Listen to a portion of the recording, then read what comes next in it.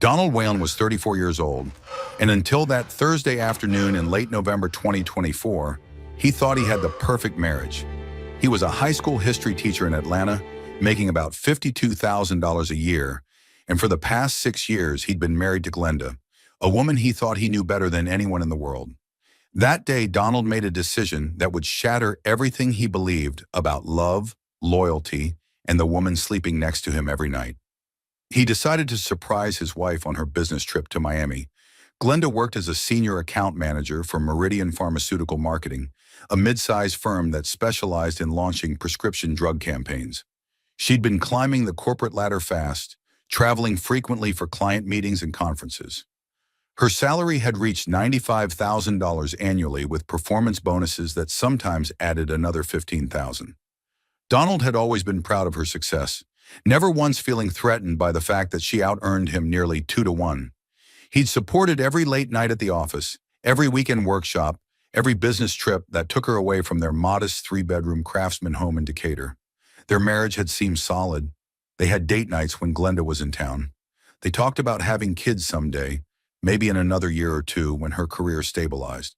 They'd renovated the kitchen together last spring, spending weekends at Home Depot picking out tile and arguing playfully about cabinet hardware.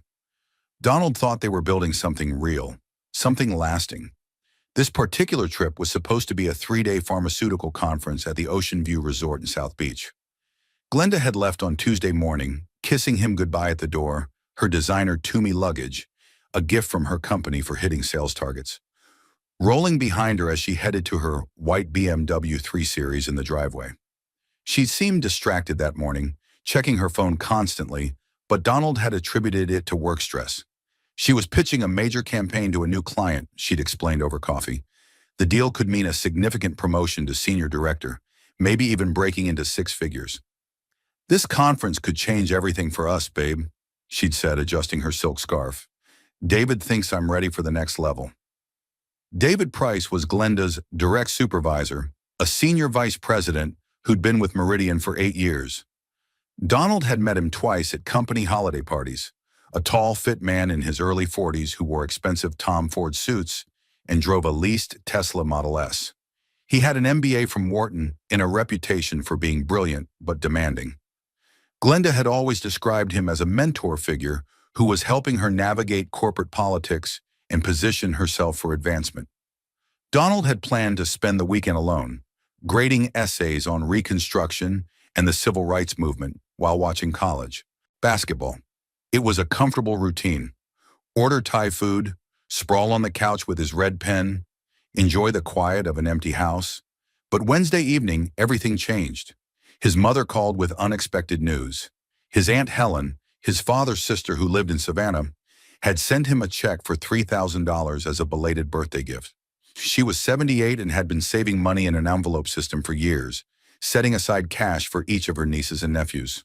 When she'd cleaned out her closet, she'd discovered she'd been saving for Donald's birthday for nearly a decade. "She wanted you to have something special," his mother explained. "Maybe take Glenda somewhere nice." Donald stared at the check, an idea forming.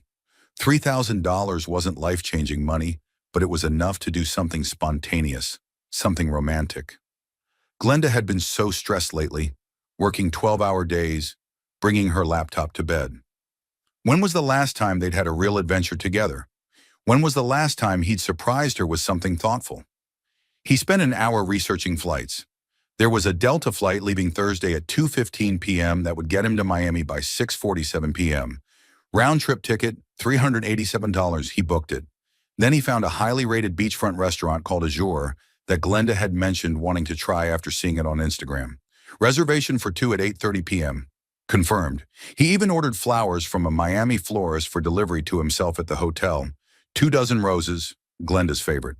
Donald told his principal he had a family emergency and needed Thursday afternoon off. He packed an overnight bag with a nice shirt, his good jeans, cologne. He imagined Glenda's face when he knocked on her hotel room door. The surprise, the delight, the spontaneous romance of it all. They'd have dinner on the beach, walk along the water, reconnect away from the demands of their busy lives. The flight was smooth. Donald used the 2.5-hour journey to grade some papers and think about his marriage. They'd met at a mutual friend's barbecue 7 years ago.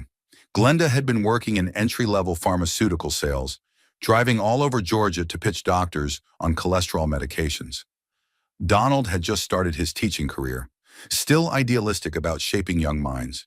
They'd bonded over both having demanding jobs that didn't pay enough and dreams of traveling to places they couldn't yet afford. Their first date had been miniature golf, followed by cheap Mexican food. Glenda had beaten him by 6 strokes and hadn't let him forget it for months. She was competitive, ambitious, driven, qualities Donald admired because they balanced his more laid-back approach to life. She pushed him to be better, to take risks, to not settle for comfortable mediocrity. They'd married after a year of dating in a small ceremony at a winery in North Georgia. 75 guests, a string quartet, vows they'd written themselves. Glenda had promised to choose him every day, to build a life of honesty and partnership. Donald had promised to support her dreams and be her constant in a changing world. For 5 years, those promises had seemed real. The plane landed at 6:47 p.m., right on schedule. Donald grabbed his overnight bag from the overhead bin and made his way through the Miami airport, his heart beating faster with excitement. The November evening was warm and humid, a welcome change from Atlanta's crisp autumn air. He caught an Uber, a Honda Accord driven by a chatty guy named Roberto, who spent the 20-minute drive talking about the best Cuban restaurants in Miami. The Ocean View Resort was everything the photos promised.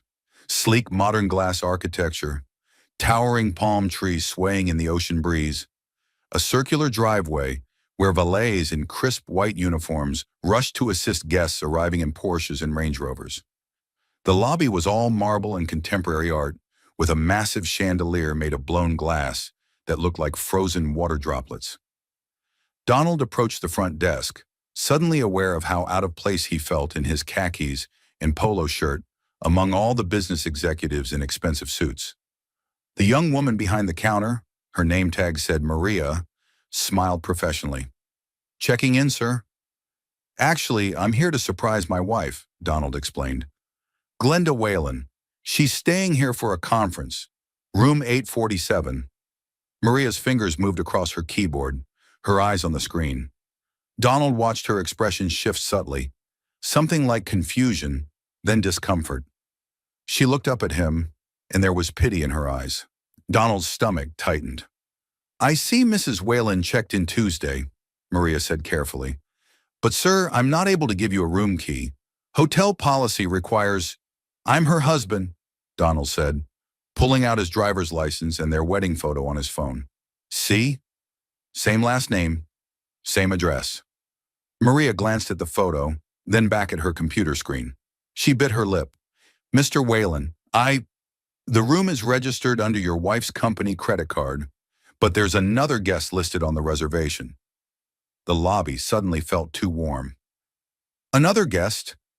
Maria looked around, then leaned in slightly, lowering her voice. "A Mr. David Price. He checked in yesterday afternoon." The name hit Donald like a physical blow.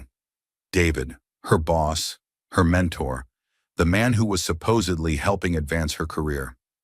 "I see," Donald said, his voice sounding hollow even to his own ears. "Thank you for your help." He walked away from the desk in a daze, his legs moving automatically toward the elevator bank. Other hotel guests brushed past him, couples laughing, businessmen on phones, a family with 2 small children. Normal people having normal evenings. Donald felt like he was watching them through glass, separate from their world. He pressed the button for the 8th floor. The elevator doors closed, and he saw his reflection in the polished brass, a man who suddenly looked older, more tired. The elevator rose smoothly, and Donald's mind raced. There had to be an explanation. Maybe David had booked a separate room, and the system was confused. Maybe they were working late, and David was just in her room discussing the presentation. Maybe the doors opened on the 8th floor. The hallway stretched out before him, silent and carpeted in deep burgundy. Abstract paintings lined the walls, geometric shapes that probably cost thousands of dollars. The hotel smelled like expensive air freshener and money. Room 843, 845, 847. Donald stood outside the door, The roses he'd retrieved from the concierge desk, feeling absurdly heavy in his hands. He raised his fist to knock, but stopped when he heard voices through the door. Glenda's voice, breathy and laughing. Then a man's deeper voice saying something Donald couldn't quite make out. Then came the sounds that would replay in his nightmares for weeks afterward. Laughter shifting into moans, the rhythmic creaking of furniture, heavy breathing, and Glenda's voice, her intimate voice, the one she used in their bedroom, saying things Donald had thought were meant only for him. God, yes. Right there. David. The words cut through him like broken glass. Donald felt his knees weaken, felt the world tilt sideways. The roses slipped from his hand, falling silently onto the plush carpet. His entire body went numb, yet somehow he was hyper-aware of every detail. The hum of the ice machine down the hall, the faint smell of cleaning products, the abstract painting across from room 847 that showed red slashes across a black canvas. His own heartbeat thundered in his ears, drowning out everything except those sounds from beyond the door. Sounds that meant his marriage was over. Sounds that meant everything he'd believed about his life was a lie. If you enjoy stories of shocking betrayals and sweet revenge, like this video and subscribe to the channel now. There are brand new stories here every day, each one more intense than the last one we produce. And tell me where you are watching from and tell us what you like about your city country. Donald didn't know how long he stood there. Minutes maybe. Could have been 5. Could have been 10. Time felt distorted, elastic. Part of him wanted to pound on that door, to burst in and confront them, to make them face what they were doing. But a larger part of him, the part trained in historical strategy, in understanding how power shifts and conflicts resolve, told him to wait, to think, to plan. Confronting them now, in his current state of shock and rage, would accomplish nothing. Glenda would cry, David would apologize. They'd both make excuses. It would be his word against theirs, his hurt feelings against their careful justifications. They'd find a way to make him the bad guy, the jealous husband, the insecure man who couldn't handle his wife's success. No, Donald needed leverage. He needed evidence. He needed to understand the full scope of what was happening before he made any moves. He picked up the roses from the carpet, walked back to the elevator, and returned to the lobby. His hands were surprisingly steady as he approached Maria at the front desk again. I need a room for tonight, he said. Do you have anything available? Maria looked relieved that he wasn't making a scene. Of course, Mr. Whalen. We have a standard room available for $279 per night. Donald handed over his credit card. Money that would come from their joint checking account, he thought with bitter irony. He took the key card and went up to room 623, 6 floors away from his wife and her lover. The room was nice. King bed with crisp white sheets, a view of the ocean, a minibar he ignored despite desperately wanting a drink. Donald sat on the edge of the bed and pulled out his phone. His first instinct was to call Glenda, to scream at her, to demand answers. Instead, he opened his phone's camera and began documenting everything. He took photos of the hotel exterior, the lobby, the hallway on the 8th floor. He took a photo of his airline ticket showing his arrival time. He opened his note app and started writing down every detail he could remember. The sounds he'd heard, the conversation with Maria at the front desk, David's name on the room registration. Then Donald did something that felt both calculated and surreal. He composed a text message to Glenda. Hey babe, hope the conference is going great. I've been thinking about you all day. Can't wait to hear all about the presentations when you get home. Miss you. Love you. He stared at the message for a long moment before hitting send. Let her think everything was normal. Let her believe she'd gotten away with it.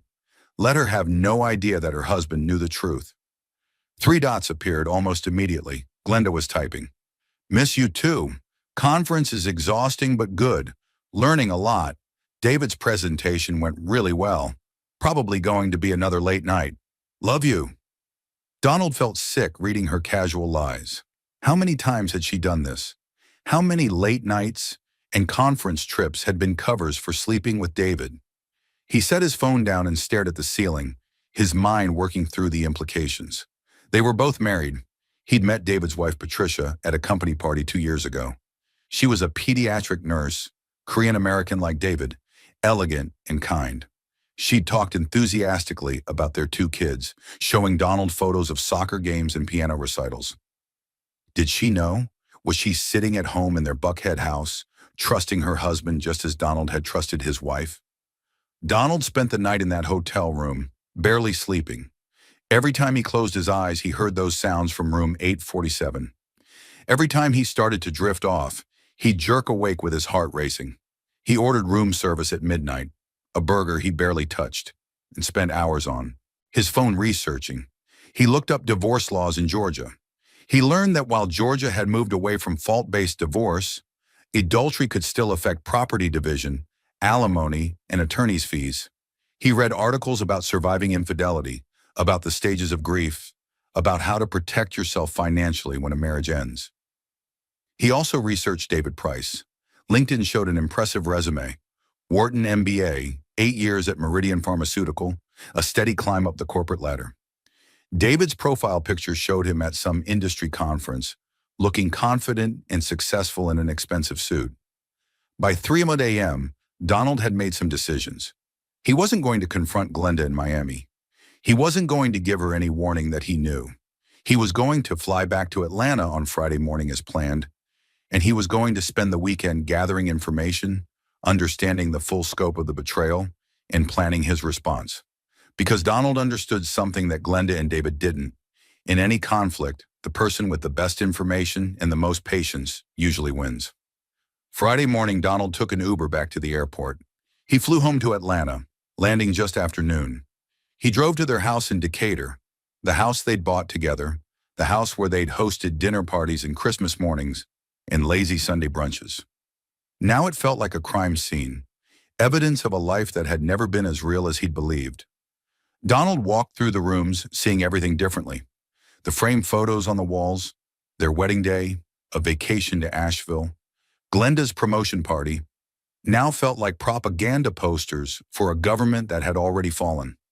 The kitchen where they'd cooked together, the bedroom where they'd made love, the home office where Glenda spent hours on work calls, all of it was tainted now, corrupted by betrayal. He went to Glenda's home office, a converted spare bedroom with built-in shelves and the expensive ergonomic chair. She kept everything meticulously organized, color-coded file folders, labeled binders, a large wall calendar marking her schedule. Donald photographed all of it. The calendar showed a pattern he hadn't noticed before. Multiple entries for conference, Miami, and client meeting, Chicago, and workshop, New Orleans, over the past 8 months. How many of those trips had actually been about work? How many had been cover stories for meeting David? In her desk drawer, under insurance documents and old tax returns, Donald found a note written on expensive cream-colored stationery. V, last night was incredible. I can't stop thinking about you. I know we have to be careful, but God, I wish I could wake up next to you every morning. Same time next month? We can try that place you mentioned. D. The note was dated 4 months ago, July. They'd been doing this since at least July, probably longer. That meant Glenda had been lying to him for at least a third of their marriage. She'd been looking him in the eyes, sleeping in their bed, making love to him, planning their future, all while conducting a secret relationship with her boss. Donald photographed the note from multiple angles, careful to capture the handwriting, the date, every damning detail. Then he put it back exactly where he'd found it. Evidence. He was building a case, though he still wasn't entirely sure what his endgame was. He spent Friday afternoon going through old credit card statements on their joint account. He found charges at restaurants he'd never been to, florists delivering flowers he'd never received, hotels in cities where Glenda had supposedly been at conferences. The paper trail was extensive once he knew what to look for. Donald also discovered something else in Glenda's financial documents. She'd recently increased her life insurance policy through work from $100,000 to $500,000. The paperwork was dated 6 weeks ago. Donald was listed as the beneficiary. Was it just standard corporate benefits during open enrollment? Or was Glenda planning something? The thought sent chills down his spine, though he immediately dismissed it as paranoid. Glenda wasn't a murderer. She was just a cheater. By Friday evening, Donald was exhausted but resolved. He needed professional help. He pulled up his contacts and found James Morrison, his old college roommate, who now worked as a private investigator in Birmingham. They'd stayed close over the years, meeting up several times a year for drinks and Hawks games. Donald called him. James answered on the second ring, sounding cheerful. "Donald, what's up, man? You coming to Birmingham soon? We need to." "I need your professional help," Donald interrupted, "and I need this to stay completely confidential." James's tone changed immediately, becoming serious. "Of course.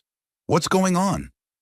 Donald explained everything: the surprise trip to Miami, what he'd heard outside room 847, the note he'd found, the pattern of suspicious trips. When he finished, there was a long silence on the other end of the line. "Jesus, Donald," James said quietly, "I'm so sorry. I don't even have words for how much that sucks." "I need information," Donald said. "I need to know if this is just an affair or if there's more to it. I need to know about David Price, his background, company policies, whether he's done this before, and I need documentation that would hold up legally if it came to that. Can you help me?" "Absolutely," James said without hesitation. "I'll start digging tomorrow. But Donald, are you sure you want to go down this road? Sometimes knowing more just makes the pain worse. Sometimes it's better to just file for divorce and move on with your life." "I can't move on until I understand what happened," Donald said. "I need to know the full truth, all of it." "Okay," James agreed. "Give me about a week. I'll be thorough. And Donald, I'm really sorry, brother. You didn't deserve this." After hanging up, Donald sat in the living room of his house and let himself feel the full weight of what had happened. His marriage was over. Whether or not he decided to pursue divorce immediately, whether or not he chose to expose Glenda and David publicly, the relationship he'd believed in was already dead. You can't unknow something once you know it. You can't unhear those sounds from outside room 847. Donald cried then, for the first time since Miami. He cried for the life he'd thought he had, for the future he'd imagined, for the trust that had been shattered beyond any possible repair. He cried until he had no tears left, until he was just empty and exhausted. Then he dried his eyes, ordered a pizza, and started planning what came next. Because Glenda and David had made a critical mistake. They'd underestimated him. They'd seen a mild-mannered history teacher who never made waves, never caused scenes, never fought back. They'd assumed he'd be easy to deceive, easy to manipulate, easy to discard when Glenda was ready to upgrade to a man with a bigger salary and a more impressive title. What they didn't understand was that Donald spent his days teaching young people about strategy, about how wars are won and lost, about how patient planning defeats impulsive reactions every single time. He taught units on the American Revolution, how the Continental Army won not through direct confrontation, but through strategic retreat and calculated strikes. He taught about the Civil Rights Movement, how lasting change came from careful organization and documented evidence, not just emotional outbursts. Donald Whalen was about to apply those lessons to his own life. Saturday morning, Glenda's flight landed at 3:15 p.m. Donald picked her up from the airport, pulling up to the arrivals curb at Hartsfield-Jackson just as she emerged with her rolling suitcase. She looked beautiful, her dark hair professionally styled, wearing a navy blazer and designer jeans, carrying the leather bag he'd given her for their anniversary last year.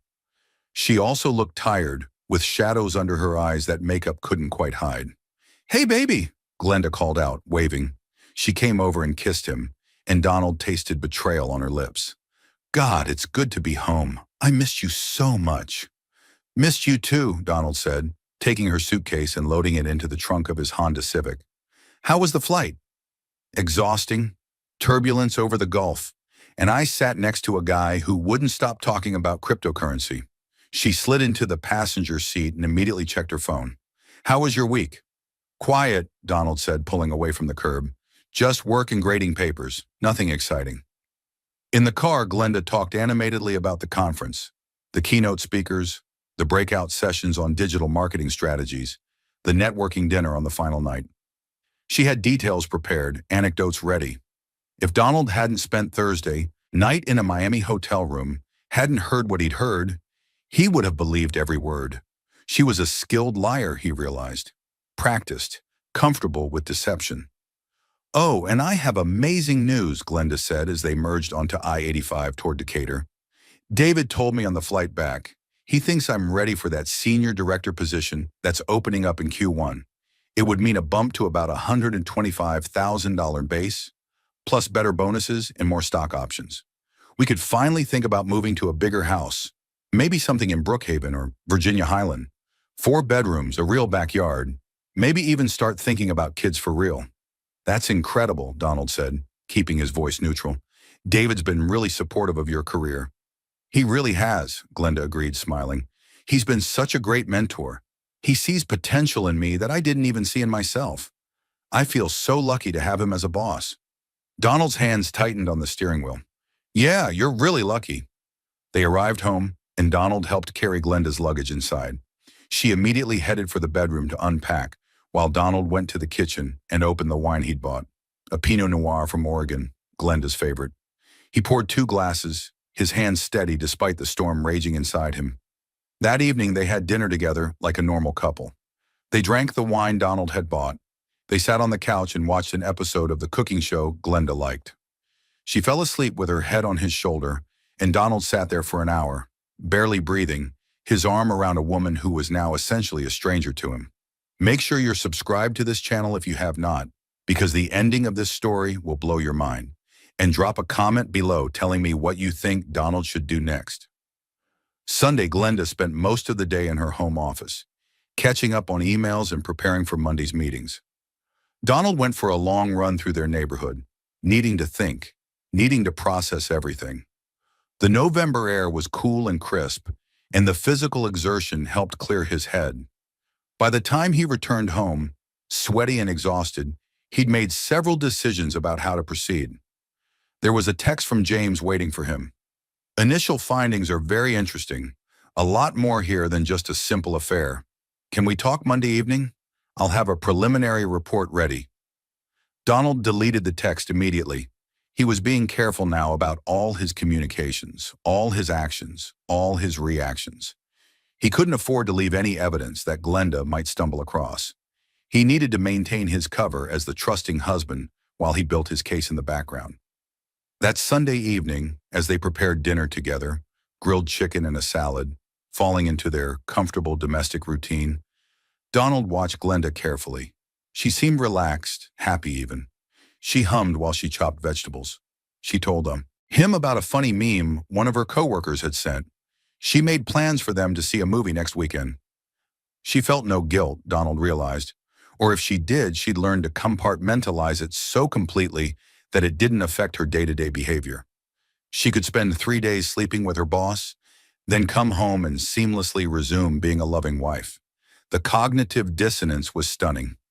They went to bed at 10:30 and Glenda curled up next to him like always. "I love you," she murmured sleepily. "I'm glad we have this.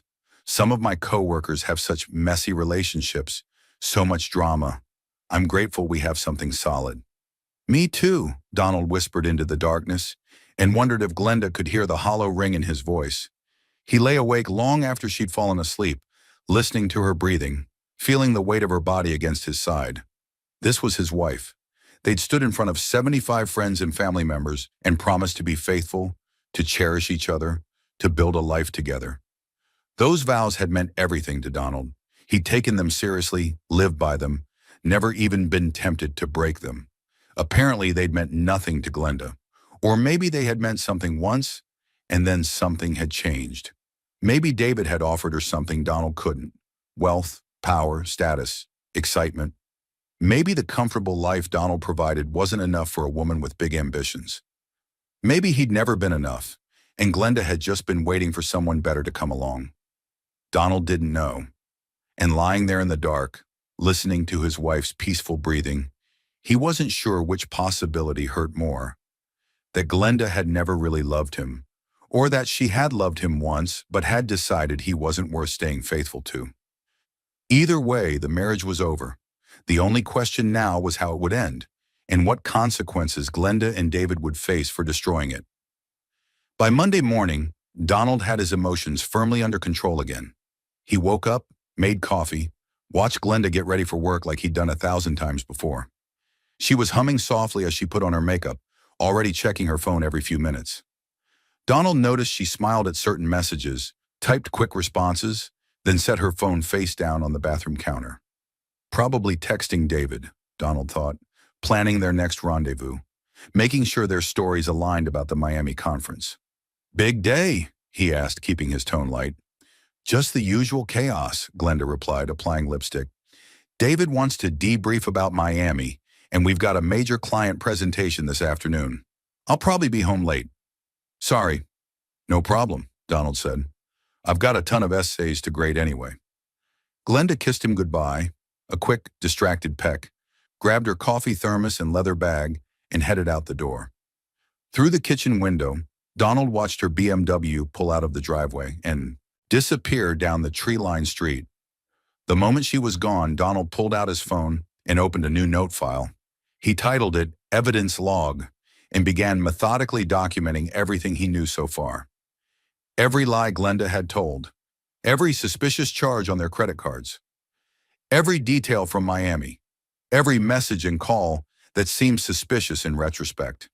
He was building a case, and by the time he was done, Glenda and David would understand that betrayal doesn't happen in a vacuum. Actions have consequences, and those consequences can be far more devastating than they ever imagined. Monday at school felt surreal. Donald taught his first period American history class about the Reconstruction era, discussing how the South attempted to evade the consequences of losing the Civil War through black codes and Jim Crow laws. His students, a mix of juniors and seniors, debated whether true reconciliation was possible without accountability. "Mr. Whalen," a student named Jasmine asked, "do you think people can change if they never face consequences for what they did?" Donald thought about Glenda, about David, about all the lies and betrayals. "No," he said finally. "I think consequences are what force us to confront our actions and decide who we want to be. Without consequences, why would anyone change?" He had no idea how prophetic those words would become. At 4:30 p.m., Donald left Paideia and drove to a Starbucks in Midtown, far enough from both their neighborhood and Glenda's office in Buckhead that there was zero chance of accidentally running into her or anyone who knew them. James Morrison was already there, sitting in a corner booth with a laptop, a manila envelope, and 2 cups of coffee. "Got you a dark roast," James said as Donald slid into the booth. They shook hands, and Donald was grateful for the solid grip, the genuine sympathy in his friend's eyes. "How are you holding up?" "I'm functional," Donald said. "Tell me what you found." James opened his laptop. David Price, age 42, married for 15 years to Patricia Price, Eden A. Park. She's a pediatric nurse at Children's Healthcare of Atlanta, works part-time so she can be home when the kids get out of school. They have 2 children, Emily, 13, and Joshua, 10. Both kids go to Westminster, which runs about $30,000 per kid per year in tuition. He pulled up a photo, a family portrait that must have been from social media. Patricia was elegant, smiling, standing beside David with their 2 kids in front of a Christmas tree. They looked like the perfect family. "David's been with Meridian Pharmaceutical Marketing for 8 years, James continued. Climbed from account manager to senior vice president. Current salary is around $180,000 base, plus performance bonuses that average another $40,000 to $60,000 annually, plus stock options. He drives a leased 2023 Tesla Model S for not on $200 a month. They live in a $650,000 house in Brookhaven, bought in 2019. Mortgage is about $4,500 a month. So he's successful," Donald said, "but not wealthy enough to be untouchable." "Exactly," James agreed. "Upper middle-class executive with a lifestyle he has to maintain. Which brings me to the interesting part." He pulled up another document. "This isn't David's first affair. I found evidence of at least 2 other women at Meridian who had relationships with him that ended with them leaving the company." Donald leaned forward. "Tell me more." "First was a woman named Christine Morrison. No relation to me," James clarified. "She was a marketing coordinator, worked directly under David about 5 years ago. She left suddenly in 2020, and her severance package included an NDA. I couldn't get her to talk officially, but I have a friend in HR circles who confirmed there was an incident involving inappropriate conduct." "And the second?" Donald asked. "Jennifer Brooks. She worked as a senior account manager, same position as Glenda, from 2021 to earlier this year. She was David's direct report and apparently being groomed for a director position. Then suddenly in May 2024, she withdrew from consideration for a promotion, transferred to Meridian's Boston office, and signed an NDA as part of her voluntary relocation package. James pulled up a LinkedIn profile showing an attractive black woman in her late 30s, professional photo, impressive credentials. I managed to contact her through a mutual connection. She wouldn't give me details on the record, but she confirmed there was an inappropriate relationship with David that made her position untenable. She implied that HR knew about it but offered her a choice: relocate and sign an NDA, or resign with a less generous severance package. Donald felt his jaw tighten. So the company knows David is a predator, but they protect him because he brings in revenue. That's exactly what's happening, James confirmed. David is one of Meridian's top rainmakers. He brought in 3 major pharmaceutical clients worth about $12 million in annual contracts. The company has decided it's cheaper to settle quietly with his victims than to fire him and lose those accounts. He pushed the manila envelope across the table. Everything I found is in here. Dates, documentation, witness statements from people willing to talk off the record, hotel receipts showing David and Glenda staying together at company expense. I found at least 7 trips over the past 8 months where they had adjoining rooms or shared rooms booked under Glenda's corporate card. Donald opened the envelope and began flipping through the contents. Printed emails between David and Glenda. Nothing explicitly sexual, but intimate in a way that no boss and subordinate should be. Looking forward to Miami. Last time was incredible. Can't stop thinking about you. Dinner tonight? Phone records showing hundreds of calls and texts between them, often late at night. A timeline showing Glenda's rapid promotions since she'd started working directly under David. Here's something else interesting, James said, pulling up another document. That senior director promotion Glenda mentioned? It was supposed to go to Jennifer Brooks. She had more experience, better performance reviews, and she'd been with the company longer. But David wanted Jennifer gone and Glenda elevated. So Jennifer was given her opportunity to relocate to Boston, and suddenly that position became available for Glenda. Jesus, Donald muttered. So Glenda's career advancement is directly tied to sleeping with her boss. It appears that way, yes, James said gently, which means if this comes out, Glenda's professional reputation is toast. Everyone will assume, correctly, that she earned her promotions on her back, not through merit. That's a career killer in most industries. Donald sat back, processing everything. This was so much bigger than he'd realized. This wasn't just a case of his wife having an affair. This was a pattern of sexual exploitation enabled by corporate complicity. David had done this before, and he'd do it again. Meridian Pharmaceutical had created an environment where powerful men could prey on ambitious women, then silence them with NDAs and hush money. What would you do? Donald asked. If you were me? James was quiet for a moment, considering. You've got a lot of options, and none of them are easy. Option 1 is the straightforward divorce. You've got ironclad proof of adultery, which in Georgia means you'd likely get a favorable settlement. You'd probably keep your full equity in the house, maybe get temporary spousal support given the income disparity, and Glenda would likely be on the hook for legal fees. You could be divorced in 6 months, maybe less if she doesn't contest it. That feels like she gets off easy, Donald said. Option 2, James continued, is to expose David to his wife and to the company. You blow up David's marriage, trigger an internal investigation at Meridian, possibly file a lawsuit. David loses his job, his marriage implodes, and Glenda's career takes a massive hit because everyone knows how she really got promoted. But Donald, that's nuclear. It's messy, public, and it'll hurt you too. You'll be that guy who aired his dirty laundry publicly. What's option 3? Donald asked. James smiled slightly. Option 3 is the strategic approach. You've got information that's valuable to multiple parties. Patricia Price deserves to know what kind of man she's married to. The company needs to understand their legal liability exposure. Jennifer Brooks and the other women David victimized might want justice if they knew they weren't alone. You could orchestrate a situation where the consequences for David and Glenda are comprehensive, but it requires patience, careful coordination, and perfect timing. Donald thought about his history lessons. The most successful military campaigns weren't won through brute force, but through superior intelligence, strategic positioning, and striking at the exact right moment when your opponent was most vulnerable. "I want option 3, he said. James nodded. "I thought you might." "Okay, here's what we need to do." They spent the next hour planning. James would continue gathering evidence and would discreetly reach out to Jennifer Brooks and the other women, letting them know they weren't alone and that there might be an opportunity to hold David and Meridian accountable without violating their NDAs. Courts often ruled that NDAs were void if the company violated them first by continuing the same behavior.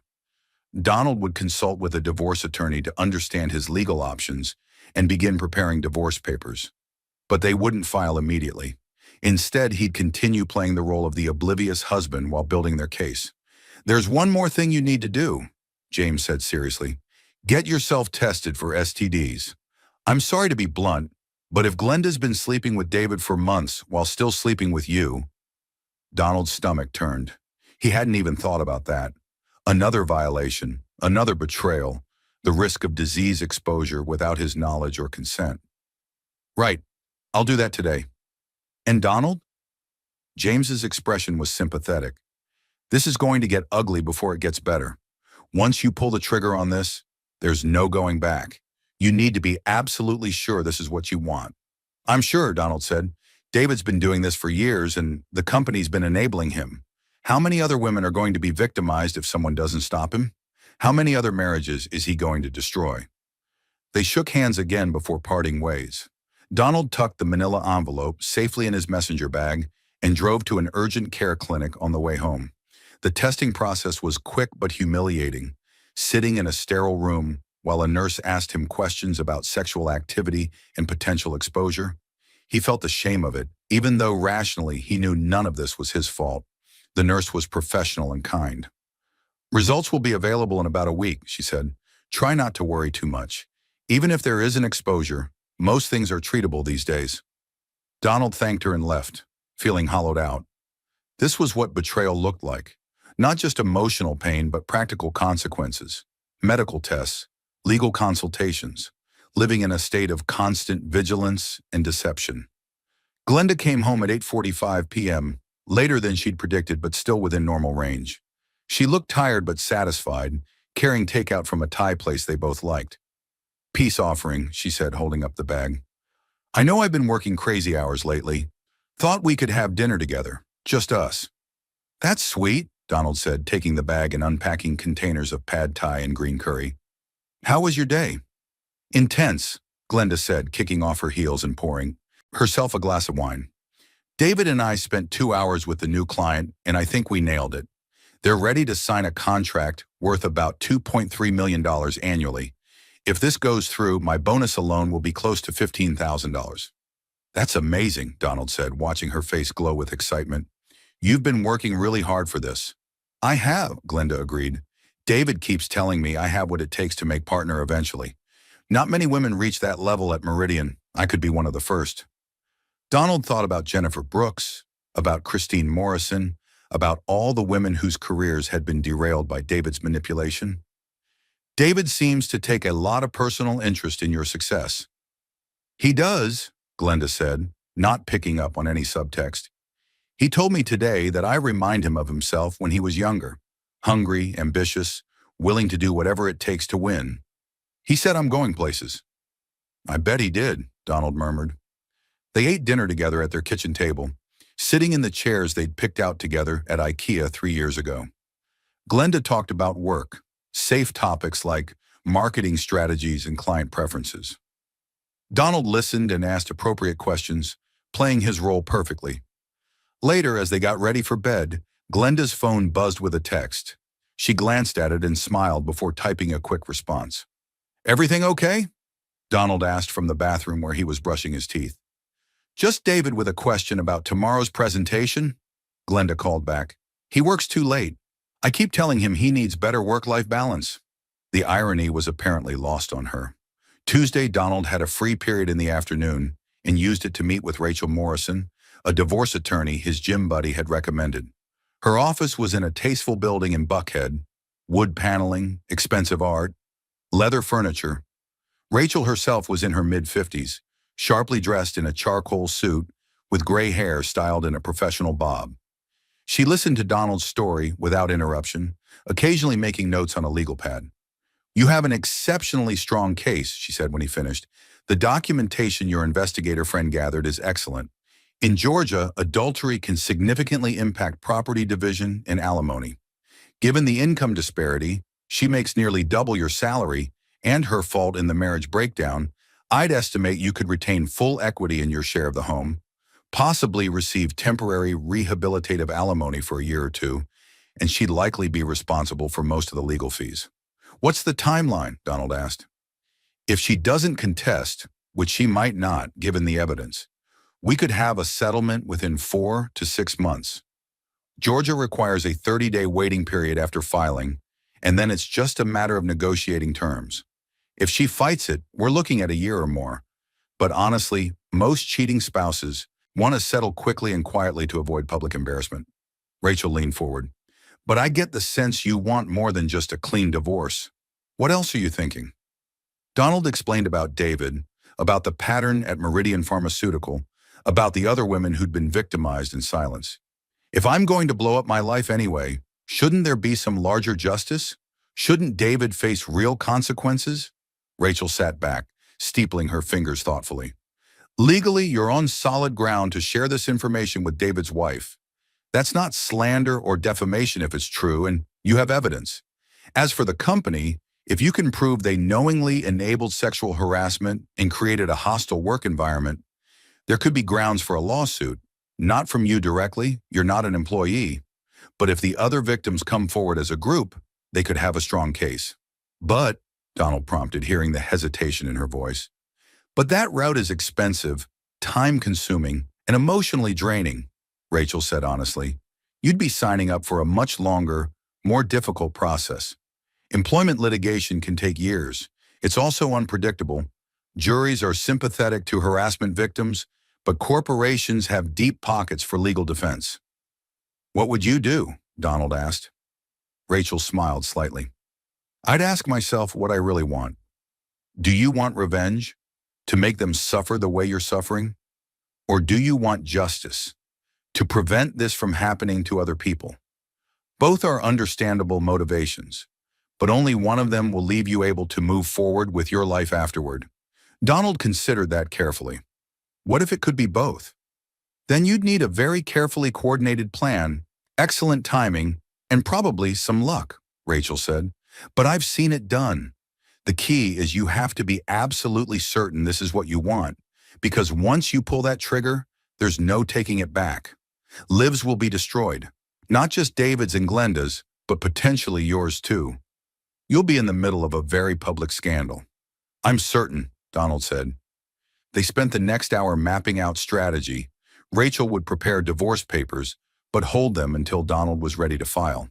She'd also quietly reach out to the women who'd left Meridian, particularly Jennifer Brooks, to gauge their interest in breaking their NDAs if legal grounds existed.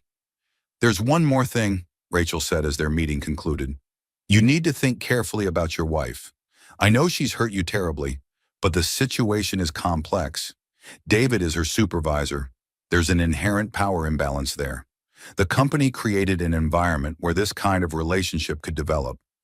I'm not excusing her choices, but she's also potentially a victim of workplace sexual harassment, even if she doesn't see it that way."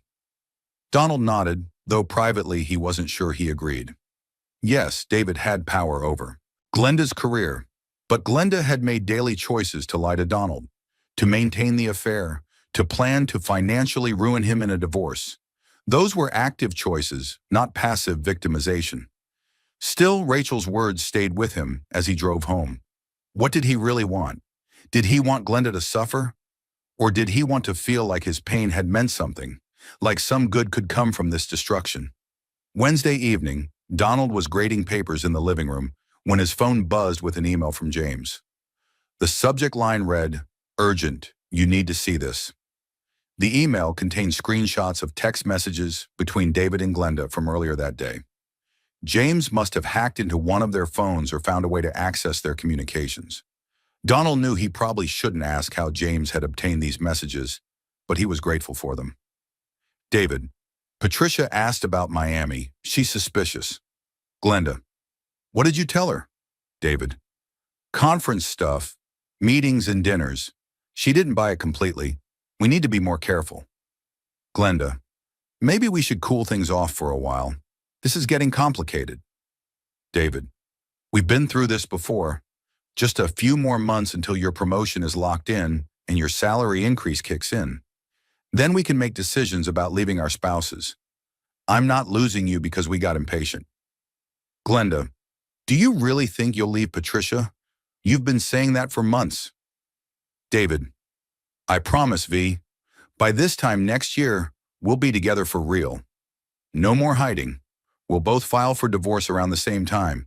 Say we're moving on from dead marriages. No one will connect it to us being together. Glenda, I hope you mean that, because I can't keep lying to Donald forever. He's a good man. He doesn't deserve this. David, then end it. Tell him you want a divorce. You don't need to mention us. Glenda, I can't. Not yet. He'd ask too many questions, and you know Donald. He's analytical. He'd figure it out eventually. Besides, if I file now, we'd have to split everything 50-50, maybe worse. Better to wait until after the promotion, after I've moved some money around. Then I'll have more leverage. David, smart thinking. That's my girl. This is why you're going places. You think strategically. Glenda, I learned from the best. What time should I tell Donald I'll be home tonight? David, late. I booked us a room at the Intercontinental. Room 1247. I'll be there by 7. Bring that black dress I like. Glenda, you're terrible. I love it. David, I love you too. See you soon. Donald read the messages 3 times, each pass making him feel colder, more detached. Glenda wasn't just cheating, she was actively planning to financially devastate him. She was going to move money around, hide assets, wait until she had maximum leverage, and then divorce him on her terms, leaving him with as little as possible. And David was orchestrating the whole thing, encouraging Glenda to be strategic about destroying her marriage so he could maintain his affair without consequences. The cold fury Donald had been cultivating crystallized into diamond-hard resolve. This wasn't about a moment of weakness or a mistake anymore. This was calculated, premeditated betrayal. They were actively plotting against him, believing he was too naive and too trusting to ever figure it out.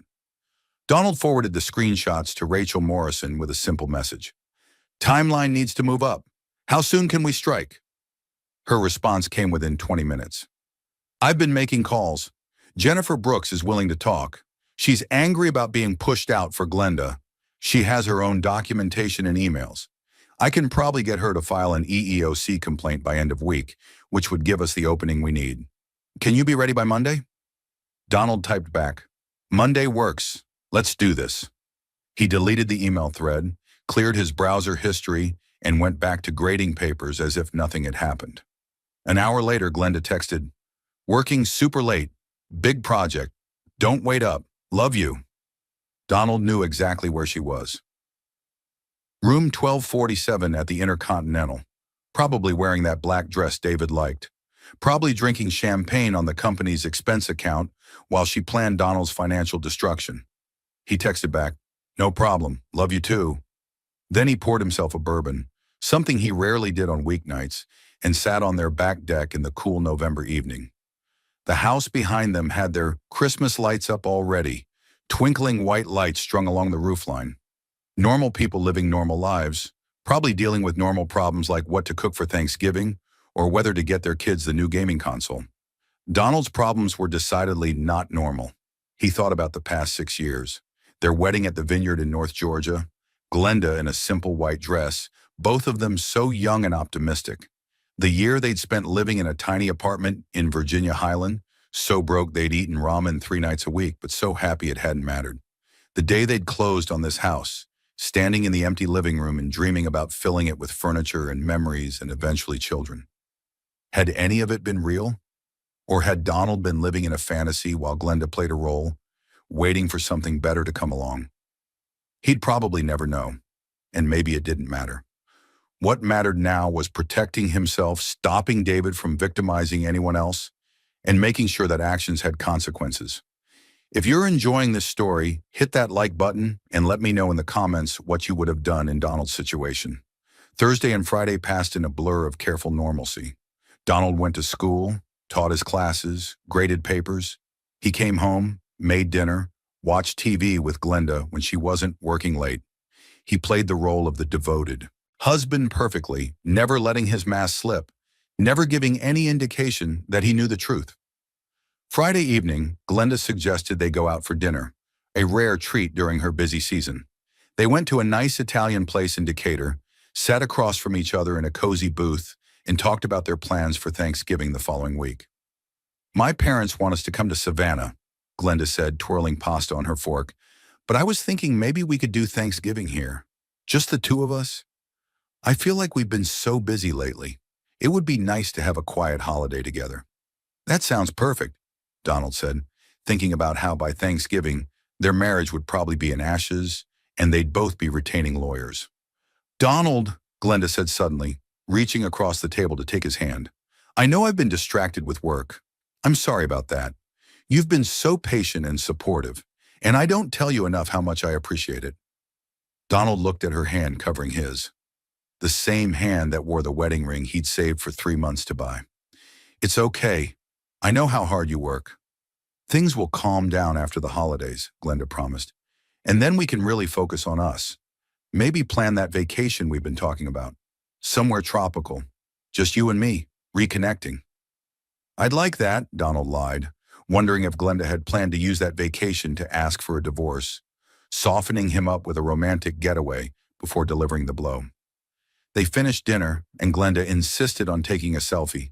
"We never take pictures anymore." She posted it to Instagram with the caption, "Date night with my favorite person. I'm so lucky." Donald forced a smile for the camera, and later that night, he'd look at the photo and marvel at how convincing they both looked.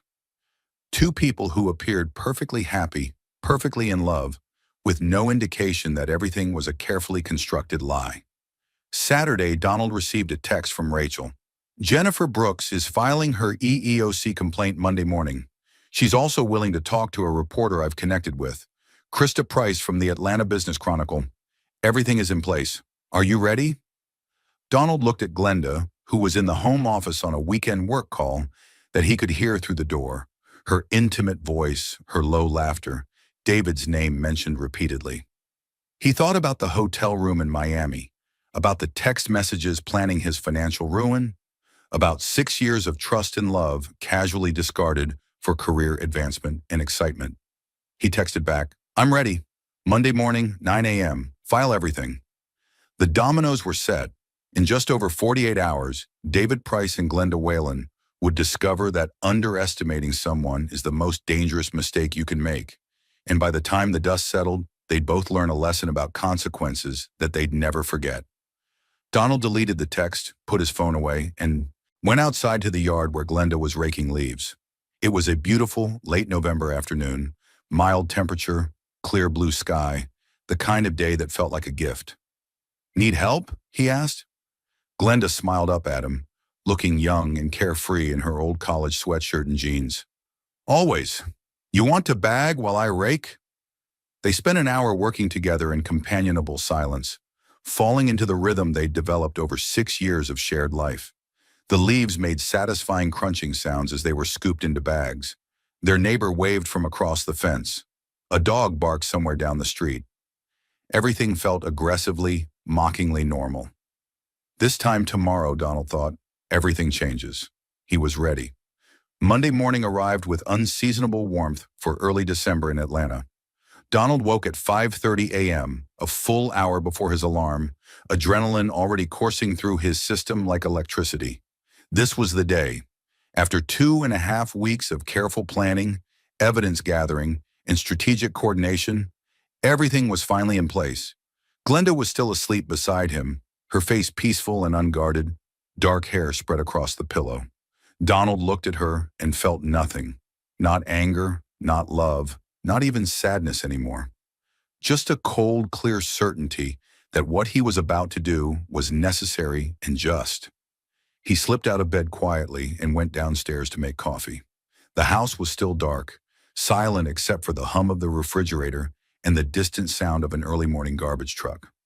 Donald stood at the kitchen window, watching the sky lighten from black to deep blue, and reviewed the timeline in his head one more time. At 6:47 a.m., his phone buzzed with the first message. Rachel Morrison, Jennifer Brooks is filing her EEOC complaint at 9 a.m. this morning.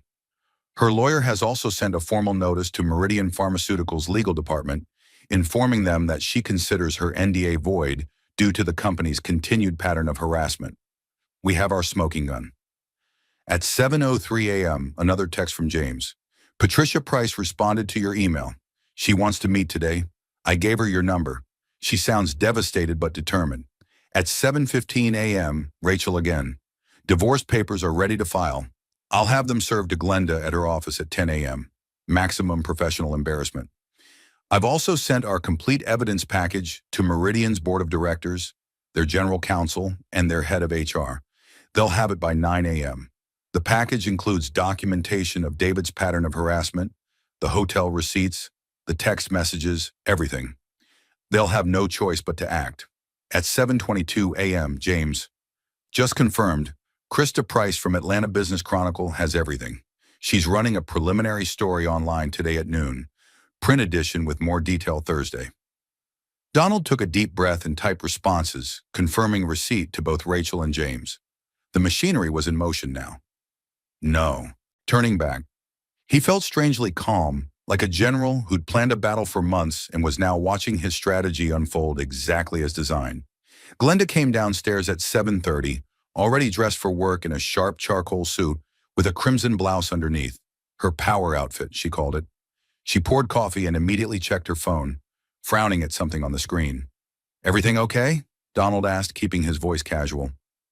Weird email from Jennifer Brooks, Glenda said, scrolling. Something about filing a workplace complaint. David forwarded it to the whole leadership team, asking if anyone knows what she's talking about. Huh, Donald said neutrally. What kind of complaint? I don't know. Something about a hostile work environment? Glenda shook her head dismissively. Jennifer's always been a troublemaker. She couldn't handle the pressure of the senior account manager role, so she transferred to Boston, and now she's trying to blame everyone else for her failures. It's pathetic, honestly. Donald said nothing. In a few hours, Glenda would understand exactly why Jennifer Brooks was a troublemaker.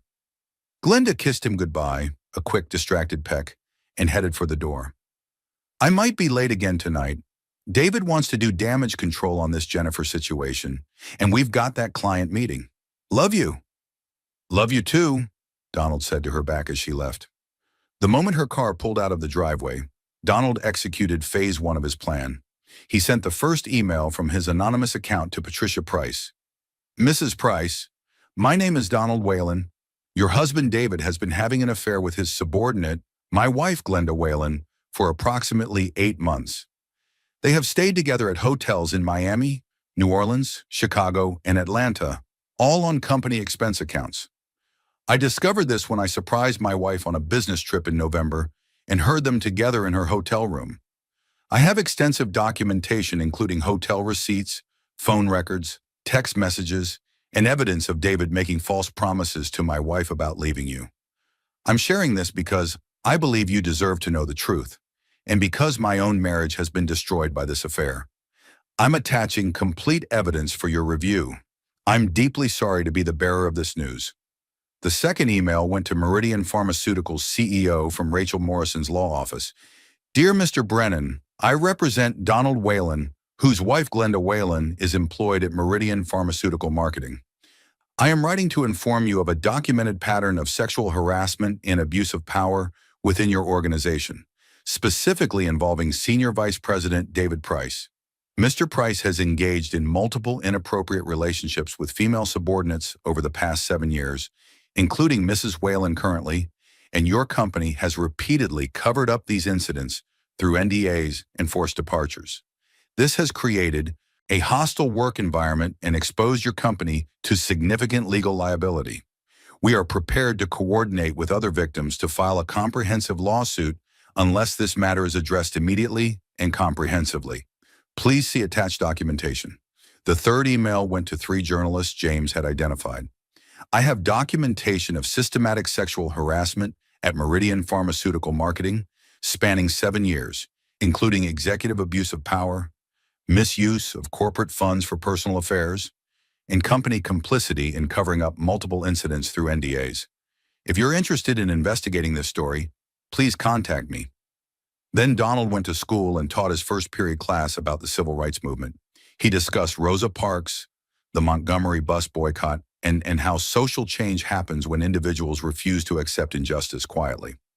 His students engaged in a spirited debate about whether peaceful resistance or direct confrontation was more effective in achieving justice. The thing about strategic resistance, Donald told his class, is that it requires patience and planning. Rosa Parks didn't just spontaneously decide to stay in her seat. That action was planned by civil rights organizers who understood the power of the right action at the right time.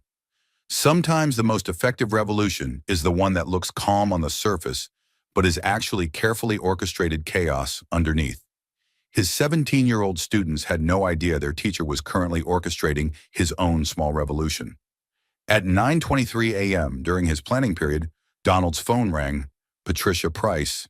He stepped into the empty hallway to take the call. "This is Donald." "Mr. Whalen?" The woman's voice was tight with controlled emotion, each word carefully measured. "I received your email. I need to know this is real. I need to know you're not some sick person making this up to hurt my family." "I'm sorry, Mrs. Price, but it's real," Donald said gently. "I wouldn't contact you if I wasn't absolutely certain. I heard them together in a Miami hotel room. I have text messages where David promises to leave you, where he coaches my wife on how to hide assets before divorcing me. I understand this is devastating, but you deserve the truth." He heard Patricia take a shaky breath. "How long?" "Based on documentation I've gathered, at least 8 months, possibly longer." "8 months," she repeated, her voice breaking.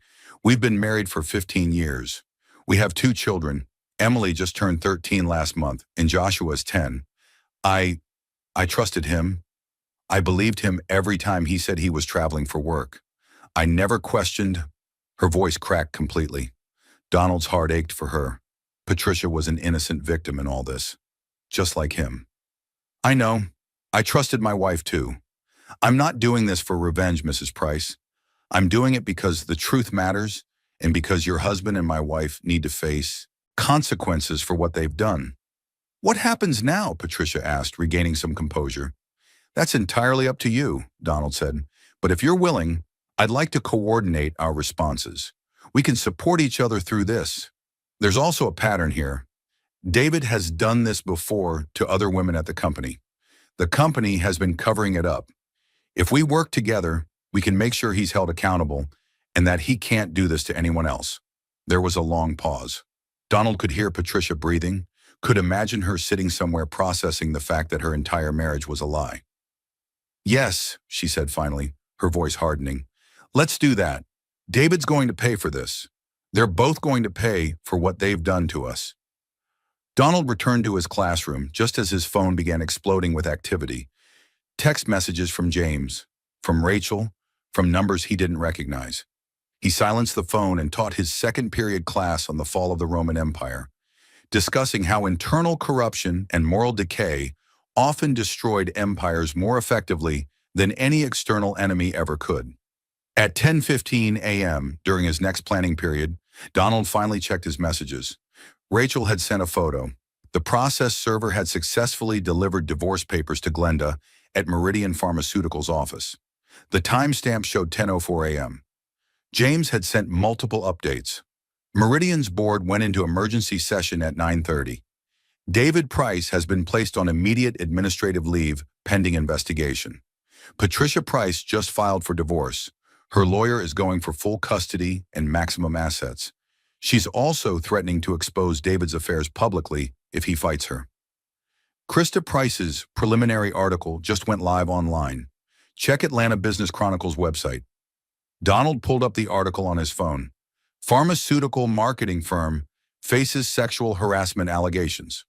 The story, named David Price, detailed his position and salary and included anonymous accounts from former employees describing a pattern of inappropriate relationships with subordinates that the company had allegedly covered up. Jennifer Brooks was quoted by name. "I was forced to choose between my career and my integrity. The company made it clear that if I wanted to advance, I needed to accept that certain executives operated by different rules." At 11:02 a.m., Glenda called. Donald let it ring. She called again immediately, and again, 7 times in 15 minutes. He listened to the voicemails during lunch. First message: "Donald, what the hell is going on? I just got divorce papers delivered to my office, in front of everyone.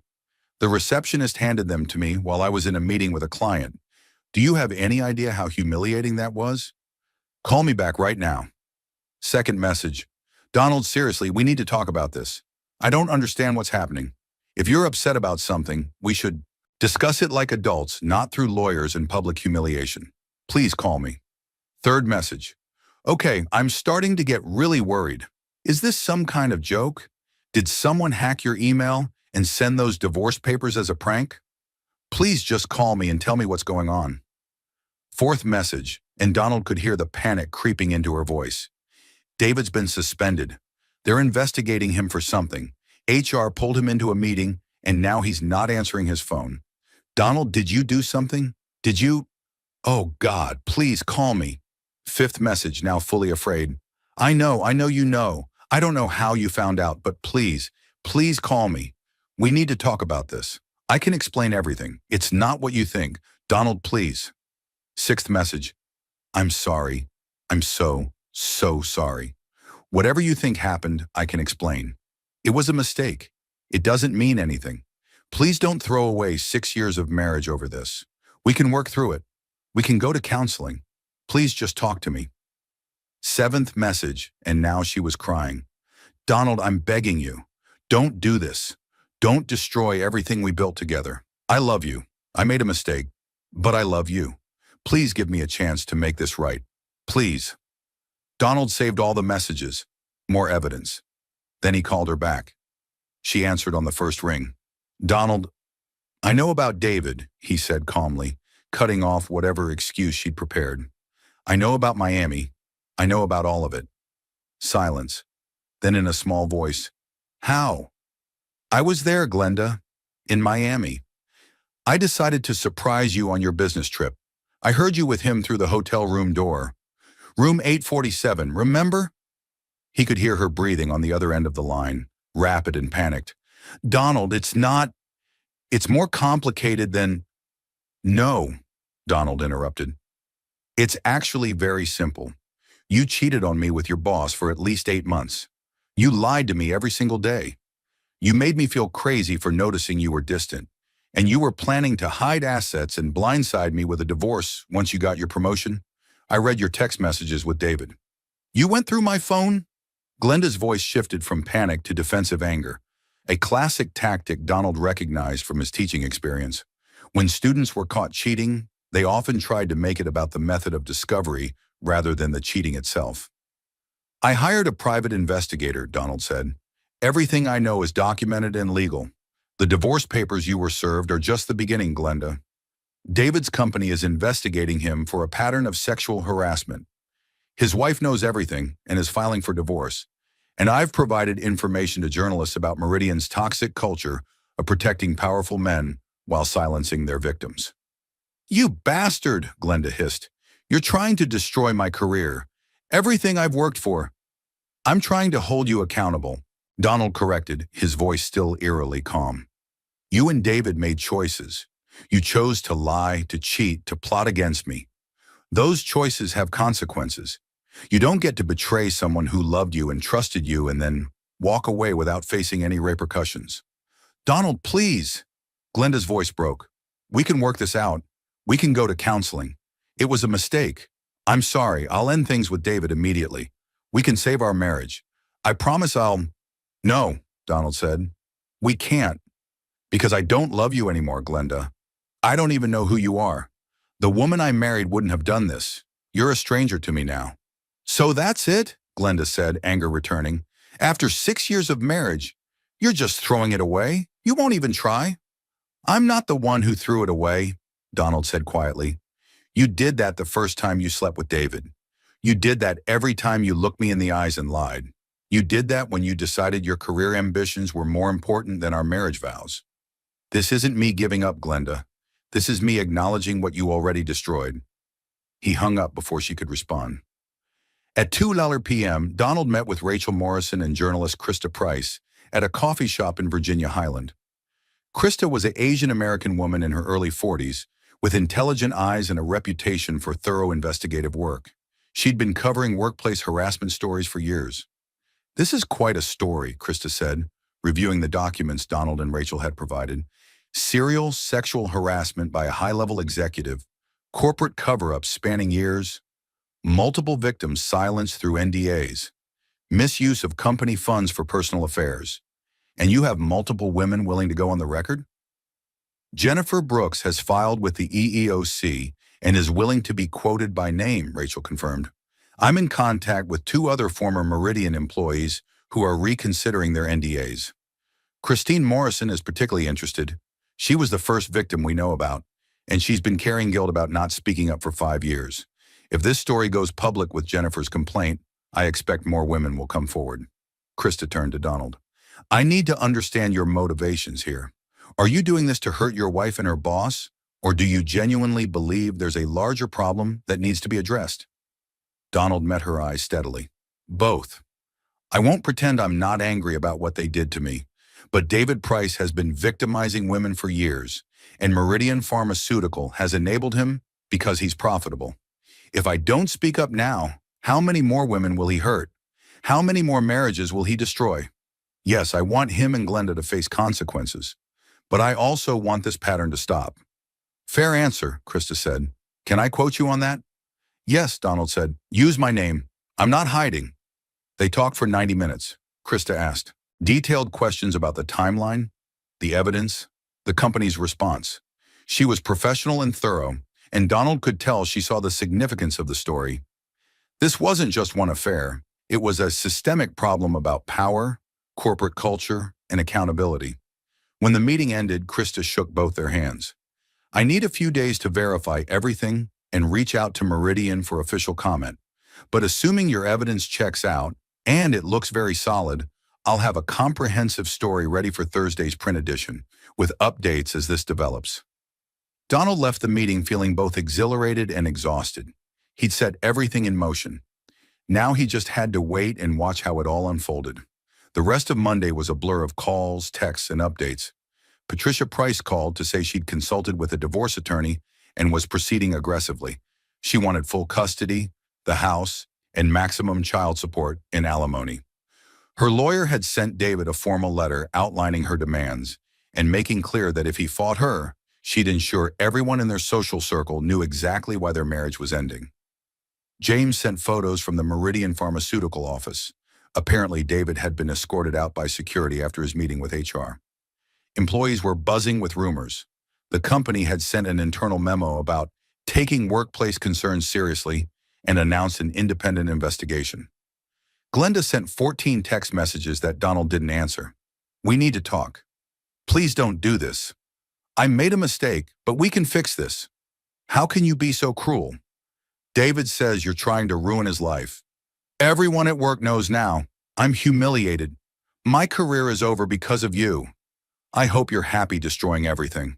I never meant to hurt you. Please, can we just talk face to face? I'm coming home. We need to talk. Donald, please.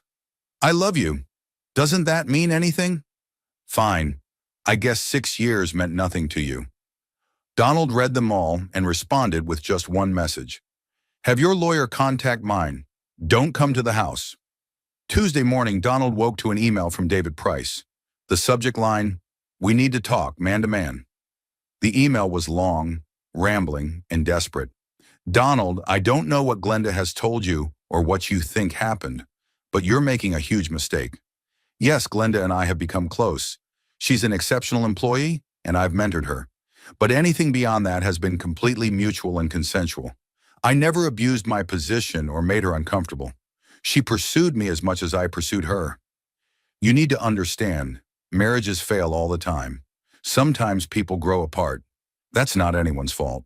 What you're doing now, destroying my career, contacting my wife, talking to reporters, that's vindictive and unnecessary. You're hurting innocent people. My children don't deserve to have their father's reputation destroyed. Patricia doesn't deserve this humiliation. And Glenda, she's going to lose everything she's worked for because you can't accept that your marriage was already over. I'm asking you, man to man, to call this off. Let's handle this privately, like adults. I'm willing to stay away from Glenda if that's what you want. I'll recommend her for a transfer to another department. We can all move on with our lives without destroying each other. Please think about what you're doing. Donald read the email twice, his disgust growing with each pass. David was trying to reframe the narrative, positioning himself and Glenda as victims of a vindictive husband rather than perpetrators of betrayal. He was minimizing his abuse of power, deflecting responsibility, and trying to manipulate Donald into backing down. Donald deleted the email without responding. Wednesday, the second article appeared online. More women come forward in Meridian pharmaceutical harassment scandal. Krista Price had moved fast. The article now included statements from 3 women total: Jennifer Brooks, Christine Morrison, and a third woman Donald hadn't known about who'd worked under David in 2019. All 3 described similar patterns. Initial mentorship that became inappropriately intimate, promises of career advancement, pressure to keep relationships secret, and then either forced departures or lateral transfers when they tried to end things. The article also included a statement from Meridian Pharmaceuticals' CEO. We take these allegations extremely seriously and have launched a comprehensive internal investigation. Mr. Price has been placed on administrative leave pending the outcome. We are committed to maintaining a safe and respectful workplace for all employees. By Wednesday afternoon, Meridian's stock had dropped 4%. Industry blogs were picking up the story. Pharmaceutical companies that contracted with Meridian were reportedly reconsidering their relationships. The scandal was growing beyond just David and Glenda. It was becoming a referendum on toxic workplace culture in the pharmaceutical industry. Make sure you like this video and leave a comment telling me what you thought of Donald's revenge. And if you're not already subscribed to the channel, please subscribe and hit the notification bell to get alerts for new stories like this one. Thursday morning brought the comprehensive print article in the Atlanta Business Chronicle, Pharmaceutical Marketing Firms' Culture of Harassment Exposed. It was front-page news in the business section. Krista Price had done her homework. She'd interviewed 8 former employees, obtained internal company documents showing HR had received multiple complaints about David over the years, and documented how the company had systematically protected him through NDAs and quiet settlements. The article included a photo of David from a company event, looking confident and successful. It also included Donald's quote, "My wife's affair with her supervisor destroyed my marriage. But what I discovered in investigating was bigger than just my personal pain. This was a pattern of exploitation that the company enabled. I couldn't stay silent knowing this would continue if no one spoke up." By Thursday evening, Meridian Pharmaceutical had announced David Price's termination for violations of company policy and professional standards. Their stock had stabilized after the announcement. The legal team was reportedly in crisis mode, trying to get ahead of potential lawsuits. Patricia Price had filed her divorce papers, which were now public record. Atlanta's social media was buzzing. Apparently, David and Patricia moved in wealthy circles, and the scandal was the talk of private schools and country clubs across Buckhead. And Glenda had been called into a marathon HR meeting Thursday morning. She wasn't fired, but the promotion to senior director was officially rescinded. She was being reassigned from David's team to a different department, effectively demoted. Her career trajectory at Meridian was over. Everyone in the company knew how she'd gotten her promotions, and no amount of actual talent could overcome that reputation now. Friday afternoon, 2 weeks after Donald had stood outside that Miami hotel room listening to his marriage die, Rachel Morrison called with news about the divorce settlement. "Glenda's lawyer called this morning," Rachel said. "They want to settle quickly and quietly. They're offering you full equity in the marital home, essentially buying out your share so you can walk away with about $85,000 cash. They're also offering 18 months of alimony at $2,000 per month, which is actually quite generous given Georgia law. And they'll cover all legal fees for both sides. She wants this over with minimal publicity. What's the catch? Donald asked. She wants you to sign an NDA about the affair and the circumstances of the divorce. She doesn't want you talking to any more reporters or giving interviews. Donald thought about that. No, I'm not signing an NDA. Everything I know is already in the public record or has been reported. I'm not going to be silenced the way David's other victims were. I told them you'd say that, Rachel said, and he could hear the smile in her voice. So they've revised the offer, same financial terms, but no NDA. They just want this done. And my counteroffer? Donald had discussed this with Rachel earlier in the week. I proposed you keep the house entirely. She moves out and signs over her share. You get 2 years of rehabilitative alimony at $2,500 per month. She covers all legal fees and any tax implications. And there's a clause that if she violates any terms or badmouths you publicly, she forfeits any remaining shared assets. And they accepted. She's desperate to move on, Donald. Her reputation at work is destroyed. David won't even return her calls. Apparently, he's blaming her for everything with his wife and his employers. Glenda's realizing she gave up her marriage for a man who's now pretending she doesn't exist. Good, Donald said, then surprising himself. No, that's not good. That's sad. It's what she deserves, but it's still sad. That's a healthy perspective, Rachel said gently. You're going to be okay, Donald. This has been brutal, but you're handling it with more grace than most people would. They finalized the settlement terms. Glenda would move out by the end of the month. The divorce would be final by late January. Donald would keep the house, get enough money to stabilize financially, and would be free to start his life over. 2 weeks later, on a cold Saturday morning, 2 days before Christmas, Donald sat in his living room, surrounded by half-packed boxes. Glenda was taking her things, furniture she'd brought into the marriage, her clothes, her books, the artwork she'd collected. The house was starting to look bare, but Donald didn't mind. Each empty space felt like freedom. Glenda had asked to talk to him one last time before she left for good. She'd been staying with a friend since the settlement, but now she was moving to Boston, accepting a position at Meridian's East Coast office, starting over where no one knew her story. She arrived at 10 a.m., looking thinner than Donald remembered, with dark circles under her eyes. She'd cut her hair short, a dramatic change from the long waves she'd always worn.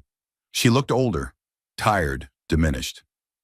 Thank you for letting me come by, she said quietly, standing awkwardly in what used to be their shared living room. The settlement says you can get your things, Donald said.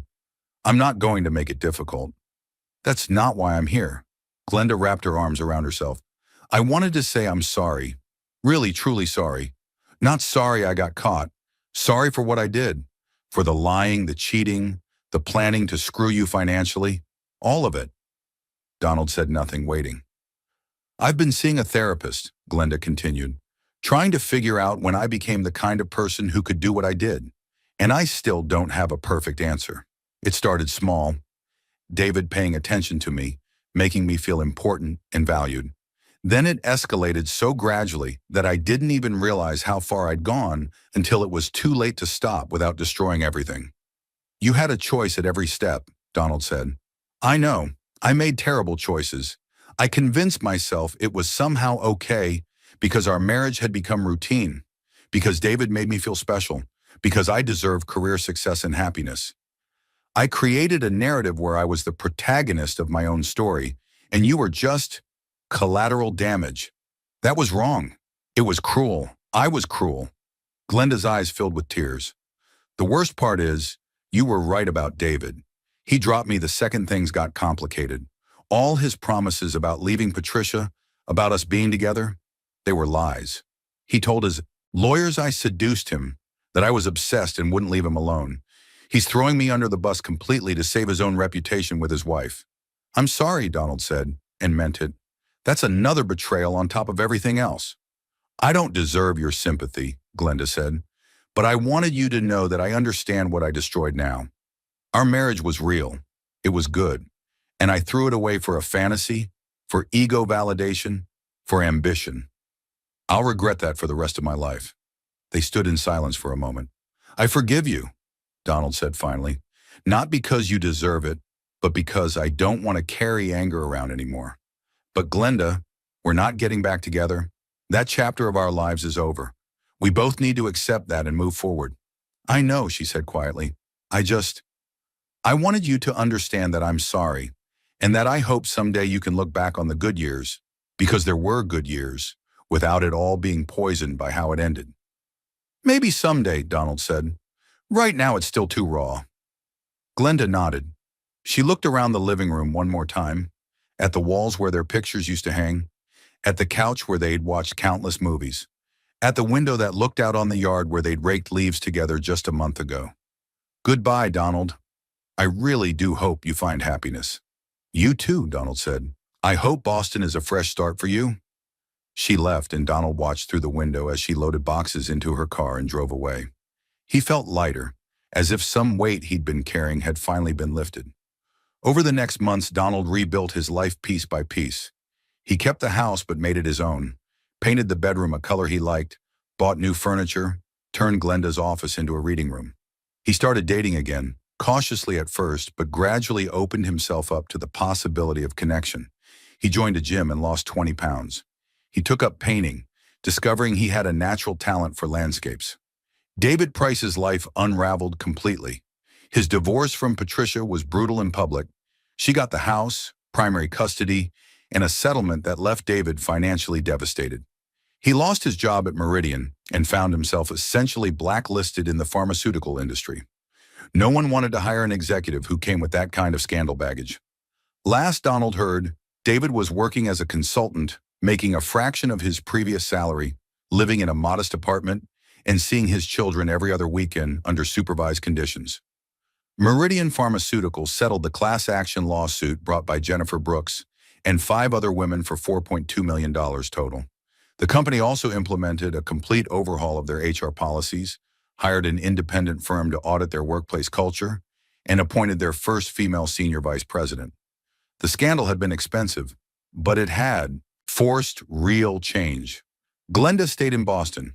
According to mutual friends, she was rebuilding her career slowly, working harder than ever to prove her promotions were earned by merit now. She was in therapy, single, focused on becoming someone she could respect. Donald wished her well from a distance, and Donald learned something profound through the pain of betrayal. He learned that you can survive having your heart broken and your trust shattered. He learned that revenge isn't about making others suffer, but about holding them accountable while maintaining your own integrity. He learned that the best response to betrayal isn't rage or cruelty, but strategic action that protects yourself and others. 6 months after the divorce was finalized, Donald was sitting on his back deck on a warm spring evening, grading papers and drinking wine, when his phone buzzed. It was a text from an unknown number. Mr. Whalen, this is Jennifer Brooks. I wanted to thank you. Because you spoke up, I found my voice again. Because you held David accountable, I was able to get justice. I hope you're doing well. You're a good man. Donald smiled and typed back, thank you. I hope you're doing well too. We all deserve better than what happened.